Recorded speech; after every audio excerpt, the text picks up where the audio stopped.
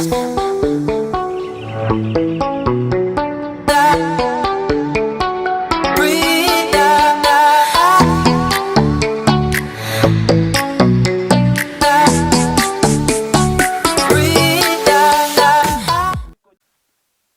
names are Kombe, the caretaker of this small reptile rescue park here at Gedi.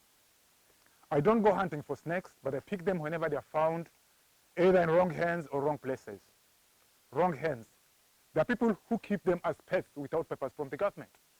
Sometimes I find them and urge them to hand over these snakes to me so as to release them back to nature. Wrong places. Sometimes they happen to be near schools, people's homes. And the good result they get is that they get killed. Please understand that killing all snakes means that we have to keep on importing the anti-venom from other countries, because the anti-venom must be got from the snake venom. No snakes, no anti-venom for Kenya. Our country is very rich in snakes as far as wildlife is concerned. We have over 90 types that include species and subspecies. To now, only 12 types are known to be venomous to man. Others are either semi-venomous. I mean, these ones possess more than 2 pairs of fangs, some for the upper jaw and some for the lower jaw. So they'll bite to hold. As you put your hand into play is when they start chewing at the site. By chewing, some tissues will be disturbed. You may expect some local swelling and maybe fever for about 6 hours, but never go for the antivenom. Some are even fangless, like the egg-eating snakes, but they'll give a hissing sound and you can get it about 1 meter away. That's a way of telling you, please divert. The venomous snakes which we have around here are like the green mambas, which are known to be the natives of the coastal region. We have the black mambas. I'm talking of the black mamba because it's the only snake that kills in a very short duration, 20 minutes maximum. From where we are to where we can get the antivenom is 12, 14 kilometers away. This is Watamu Hospital. So it's up to you. Many will tell you that you are stung by a snake, you kill it and take it with you to the hospital. But for the 20 minutes, for the 17 kilometers or the 15 kilometers, it's you to decide what to do there. Today we know that all these snakes that have only 2 fangs from the upper jaw can kill in a very shorter duration. Mambas can take the 20 minutes. Some are fangs situated on a rail. In fact, I'll bring one here outside, the one that has fangs situated on a rail. That's like the adder. It stings you, puff adder. It stings you, then the venom causes blood gangrene, rotting of the tissues. So maybe it comes to here is when you're at the hospital, then the antivenom will come to here to stop the circulation of the venom going further. But where it has done its job, must be taken away. That's amputation. I've never seen one up in a tree, always on the ground, coming out from the hideouts during the evening throughout the night, to the small parts that kids use sometimes when they're from schooling late during the day, to the small parts that our fathers use when they're from drinking sprees. The snake will not give way, but it will give a puffing sound and you can get it even 5 meters. But as you know, when people are drunk, they end up singing all their merry songs. You sing, the snake is puffing, nobody will listen to any. So you end up stepping in it, is when you'll be amputated. I believe they have killed more people than other snakes because one female papa can give live birth to over 100 babies. The match I saw from one here were 137 babies. Whenever I have many snakes and I don't need them here, I always write a letter to KWS to take them and transfer them to areas where I know they'll be safe. This is something I've been doing for 22 years. From 2011 is when I joined the National Museum of Kenya, and I'm still doing it again, taking these snakes. But we have snake traffickers here in Kenya. Our friends, KWS, have rescued over 10,000 snakes only at Moi International Airport, with people trying to traffic them out of the country. I believe what Kenya urges anybody, or I urge you that for Kenya, see its wildlife here and leave it here. Thank you. I will bring one of the snakes which is not venomous here. I'll hold it, and if there's any of you who would like to have it in his hands, her hands, and tell the others how it feels, we'll do it. Here, just right here. That's a very, very young egg-eating snake. This snake can swallow an egg or may swallow an egg to this end. This is where the egg will get crushed. The shell will be thrown out by itself, and then whatever is remaining will go in. So is it poisonous? It's not. It is even fungless. So the poison comes through the fangs. This one has no fangs, so it has no way to give you the venom. I can try it. To do what? It doesn't bite. It swallows eggs. You can even take this head and do. Such a size can't get eggs from a chicken. I can have a try. Yeah. Guy!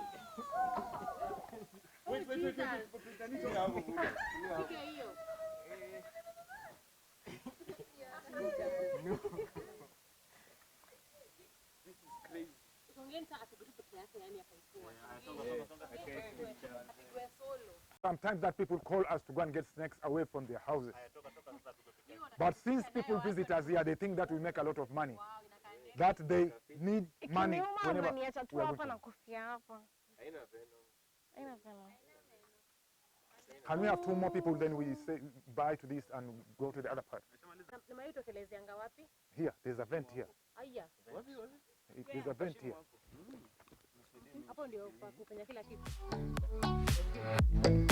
Who you gonna put here?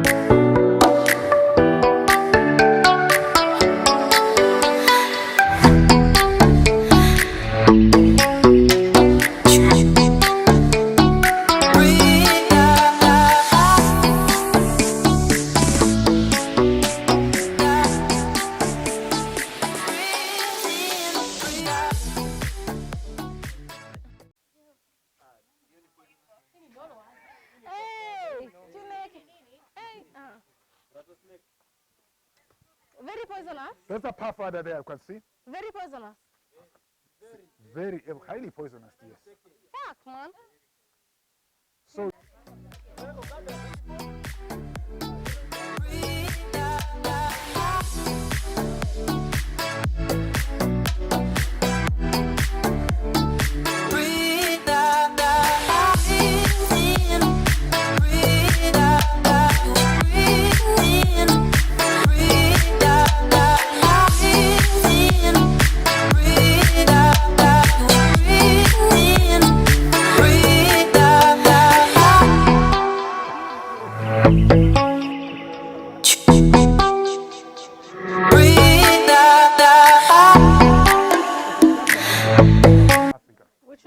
The black mouth mamba, this one.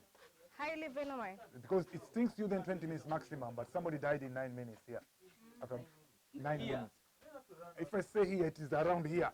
He was beaten outside, but he tried to come here for assistance, but he never even reached me here. So I had to go there, nijaribu kumpeleka hospitali, but I never succeeded. There's a spitting cobra. I would just want to show you how these cobras behave. Gonga kioo utoke nayo.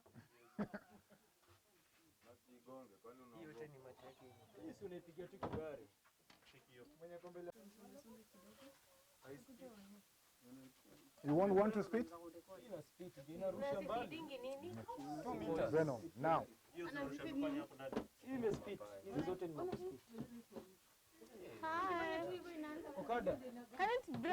It can't break the wall.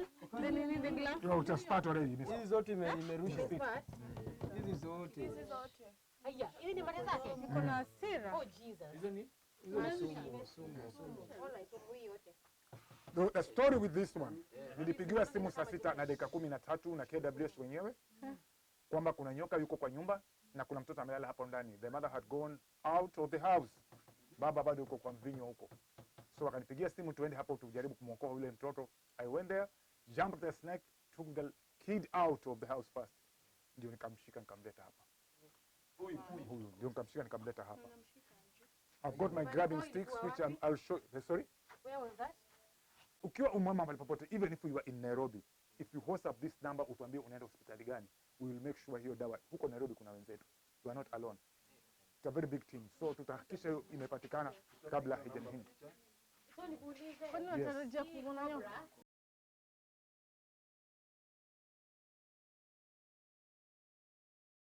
The membranes get cut one after another mpaka jicho inaharibika kabisa. So you have to use something kama chupa ya maji utoboe kidogo, ijaze maji ukibofya vile inamwanga hapo mahali because the venom is like this gum. Kwa hivyo inaganda kadri vile inapigwa na baridi pole pole. I'm not saying that kwa sababu ya kudanganya. It's something which has happened here. Kwangu hata kwa mwenzangu. Not all cobras will spit. The forest cobra will not spit. And even if you see the head of this one and the other one, they are very different. That one is a very huge head to store the venom in the glands. So for snakes, you take away the head, you can make a delicacy of the balance. Ukitaka kukula unachoma, ukitaka kula. They are like other eels. I can tell you that we were 9 in the family doing with snakes. We lost 2, we are remaining 7, but still we are very strong on doing that. They died because of the snakes. Yeah, they all died from. So you can tell that is passion. That's passion.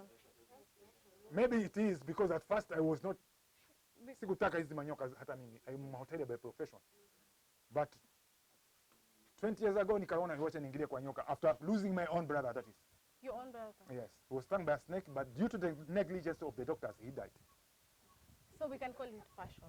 Yeah, because he was just injected with the anti-venom while there was no venom in his body. That's so careless. Yeah. Ukipewa venom, anti-venom bila kama una venom kwa mwili unakufa. Unaenda. Chap chap. Why? Yeah, because it has nothing to fight against. So it can kill you. That strength Yeah. kills you. Yeah. Oh. If we go for the rest spitting cobra in the second cage from the last one there, that one was got at the airport by KWS as somebody was trying to next. This guy was Mr. Thomas Benjamin Price as was trying to take them to Frankfurt, just in Germany. Over 4,000 His name snakes. is who? Why is Thomas Benjamin Price. So where were the other snakes? Yangu ni kuachilia kwa misitu tena. They were brought here, then I had to look for their original homes. I mean, if a snake feeds on frogs, must be taken to areas where frogs breed. And why is it called the red spitting? Is that, To differentiate it from the others, not this one, that one. If you see the color of that one, is umepata? That's Thomas Benjamin Price. He even wrote a very bad email to me yeah, it's yesterday. red. Oh, Yeah, so the black mamba. Which one- from the taipan black mamba. Which one is From the the- taipan snake which is found in Australia. This So is the most venomous. The most venomous. So we can we don't have the first. It's black mouth mamba. We don't have the first poisonous snake in Kenya. No, that's the second. The first one is in Australia. You see, the guy wrote a bad email to me because in August, kuna mahali wataonyesha mambo yao ya manyoka in August, somewhere in Germany. And if all goes well, I'll be there and nisipate nyoka kutoka Kenya. If I find one from Kenya, it will be back here. And he has tried very much to take snakes from here. There's a time I was late at the airport. So nilipofika hapo kuzuia na mambo ya security, nyoka walipanda kwa ndege Lufthansa na wakaenda. But I told the guys at the airport that these snakes will be back here. Mind you, in 4 days, all the consignment will be back in Kenya. So do you work with KWS? I don't work with KWS, but niko na mikono yao ndani kwamba So ninawaleta wanyama. this place is managed by who? By NMK, National Museum of Kenya. That KWS must come in as the only custodian of the Kenyan wildlife. Kwa hivyo kama kuna mtu yote anabeba manyoka kikiholela ama any wildlife, mine is to call them kuambia ABCD. Fanyeni hivi na hivi, kuna mtu tutampata. Na hata anaweza kujoin hiyo team. Mimi hata kashuka vizuri, but at the airport Interpol walikuwa wako na sanduku ikabaki hapo na nikapiga simu nikaambiwa that box is just at the airport. Nikamwambia now it's only one thing. that box to be back here in Kenya. And I'm at the airport waiting for it. So I stayed at the airport for 2 days. I came back here to collect my friends. We went there with KWS and we received the consignment and released back everything. So that's the snake. That is one of them. Kama yule kwa kimshika, somebody was putting it in his house as a pet, an Italian here. How do you put a poisonous snake as a pet? It depends on how stupid you are upstairs. Because knowing that when it goes loose, you'll die the next minute. Yeah. So What should you do it? What do you feed the snake? Well, this one will feed on rats and mice and sometimes frogs, which I'm to get from the community. And mind you, even the cobras can get some day-old chicks from Ken chick. and how often do they feed? Do It they depends feed what you daily? give them. Actually, not daily, actually. Uh-huh. You give them about 10 day-old chicks there. You have about 7 days. Oh. And the big python, if you give it a rabbit now, give it 14 days. How many rabbits? Only one, give it 14 days. Because ukihandle mara nyingi, ukihandle mara mingi na iko na kitu ndani, it will eject it. Because kule kujivutavuta itatoa. Na ikiject, maybe the rabbit iko na mifupa ambayo ni migumu, ina end up kuidunga. That will mean you do an operation again. So, hapa hatuna labo, but it is to be taken back to my house, which I don't need to do operations ya nyoka huko. And about the treatment, do they go any under treatment or do they see doctors or anything, injection or anything? These ones. Uh-huh. The ones I have here, I'm the only person who gives them medicine whenever one happens to be sick na nikijua kwamba huyu ni mgonjwa. Magonjwa ambayo unaweza kuyapata mara nyingine ni injuries ambazo ziko visible. Hizo huwa zinaweza kuwa caused na hiki kioo ama ule mbao ikiwa ni mbaya. Hiyo I can treat it myself. Ikiwa ni habari ya minyoo, I know how to treat that one. I can use even the triatics ambayo iko kwa ng'ombe na nikavile nitaidilute. Huyu nimekaa naye kwa over 6 years. May one come in, we do something. May one come in. Can I have one of you here? Does it bite It anyone? doesn't. Haya, hiyo beba hiyo. Unakuta hiyo ni kubwa lakini iko live. Now, the reason of that, it lacks calcium. Ikitembea pia inaenda zigzag. So mimi mwenyewe huwa nakuja hapa vile liletwa nikaja kaangalia nikaona jua iko na problem. That one is okay now. Now, lazima nitafute chakula. We can get this kwa bahari kuna vyakula tunavipata ambavyo hawa wanakosa ambavyo vina madini and they become good. Now, whenever we burn vitu kwa msitu kuchoma kiholela, we end up just burning other things. Like the guy here, Maria is burnt to one side. What? Ow! Maria is burnt to one side. Did you show them where it's burnt? She's called Maria. Oh yeah. Where did she go? Mbona alimchoma? Nani alimchoma? Halafu, hizi zinapenda madawa. If you donate anything today, hey, it will be for this. I'll show you one thing. Oh yeah, ticks. Ticks. Unaona? Siku moja kwa wiki, tukae hapa na wale wenzangu, nizioshe zote. I just look for the ticks.